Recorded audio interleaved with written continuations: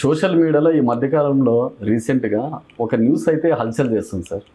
Junior Nandamuri family వాళ్ళు junior ఎన్టీఆర్ని దూరం చేస్తున్నారు అనే ఒక వినికిడి వినిపిస్తుంది సార్. దాని గురించి మీరు ఆయన ఇప్పుడు ఏ రోజున దూరం చేయలేదే. తప్పు ఎవరు మాట్లాడారు? ఆయన పిల్లోడప్పటి నుంచి యాజ్ ఇట్ ఈజ్గా రామకృష్ణ స్టూడియోలో జూనియర్ ఎన్టీఆర్, కళ్యాణ్ రాము, జానకి రాము అందరూ పిల్లలుగా ఉండి అందరూ ఉండేవారు, అందరు కుటుంబంతో ఉండేవారు. అంతా క్లారిటీగానే ఉంది, ఇబ్బంది ఏమి లేదు. ఎవరెవరిని దూరం చేయలేదు, ఎవరెవరిని ఇది చేయలేదు. ఇదంతా పచ్చి అబద్ధం, అభూత కల్పనలో. తప్పు, కరెక్ట్ కాదు. ఇంకోటి, ఇప్పుడు హరికృష్ణ గారికి జూనియర్ ఎన్టీఆర్ కొడుకే, కళ్యాణ్ రాము కొడుకే, జానకి రాము కొడుకే, సుహాసిని కూతురు. మరి వాళ్ళకి లేని ప్రాబ్లం మీకేంటి? ఎవరు అంటున్నారు దూరం చేశారని? ఏం దూరం అయ్యారు? ప్రతి ఈవెంట్లోనూ మీరు చూసుకుంటే తారకం చనిపోయినప్పుడు కూడా అందరూ ఉండారుగా, ప్రతి ఇదిలోనూ అందరూ ఉండారు కదా. ఎందుకు అది అంటే ఇదొక్కటే ఎందుకు అంటున్నారు?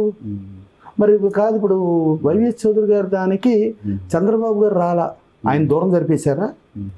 వైవిఎస్ చౌదరి గారి దానికి లోకేష్ గారు రాలా, ఆయన దూరం జరిపేశారా? వైవిఎస్ చౌదరి గారి దానికి బాలకృష్ణ గారు కనపడలేదు, ఆయన దూరం జరిపేశారా? ఈ ప్రశ్న అక్కడ ఎందుకు అడగరు? ఎందుకు అడుగుతున్నారు మీరు? ఏంటి అసలు మీరు అడగటంలో అర్థం ఏంటి?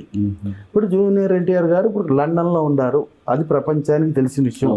లండన్లో మీరు ఎప్పుడేదో ప్రశ్న అడిగారు, అదేదో చిరంజీవి గారు, బాలకృష్ణ గారు నాటు చేస్తే బాగుంటుందని లండన్ నుంచి ప్రశ్న అడిగారు. లండన్లో ఉన్న వ్యక్తి ఏం దూరం జరిపారేంటి? ఎవరు దూరం జరుపుతారు? ఎవరు ఇది చేస్తారు? తప్పు కదా.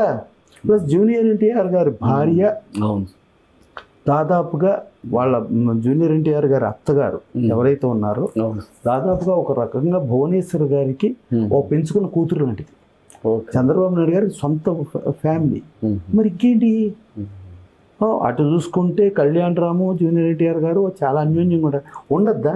చీల్చేస్తారా మీరు? కాదు, మీరు ఏం చేయదలుచుకున్నారు చెప్పండి. అంటే ఇద్దరు కలిసి ఉండటం భరించలేకపోతున్నారా? దూరం పెట్టేయాలనుకుంటున్నారా? ఏంటి మీ గొడవ ఏంటి? మీకేంటి ఇబ్బంది? ప్లస్ ఏమో ఆయన భార్య చంద్రబాబు నాయుడు గారికి, భువనేశ్వర్ గారికి రిలేషన్ అయితే అది చీల్చేద్దాం అనుకుంటున్నారా? మీ సమస్యలు ఏంటి? మీకేంటి? వాళ్ళందరూ బాగున్నారు, వాళ్ళందరూ పచ్చగున్నారు, వాళ్ళందరూ హ్యాపీగా ఉన్నారు. అందుకని వాళ్ళని హ్యాపీగా ఉంచండి. మీరు కూడా కొంచెం దాని నుంచి ఇట్లా పిచ్చిగా ప్రలాపంలో లేకపోతే పిచ్చిగా ఇది చేసుకుని ఈ మీడియా అడావుళ్ళు ఇవన్నీ కూడా మాని కొంచెం మీడియా అంటే ఒక పవర్ఫుల్, అది మంచికి వాడండి. ఇప్పుడు నిర్భయ ఉంది, నిర్భయలో ఎవరు పిలవకుండా ఏమి పిలవకుండా బికాజ్ ఆఫ్ మీడియా మూలంగా ఢిల్లీ పొర వీధులు మొత్తం జనంతో ఇదైపోయి ఆ రోజు నిర్భయ చట్టం వచ్చింది.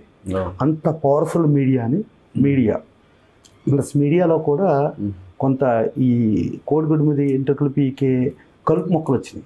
దయచేసి ఆ కలుపు మొక్కల్ని మీరు తొలగించి, మీడియా అంటే ఎప్పుడు అంటే సినీ పరిశ్రమలో మీడియా అనేది పార్ట్ అండ్ పార్సల్. మన బాడీలో అవయవాలు ఎంత పార్సల్లో సినీ పరిశ్రమలో వాళ్ళు కూడా పార్ట్ అండ్ పార్సల్.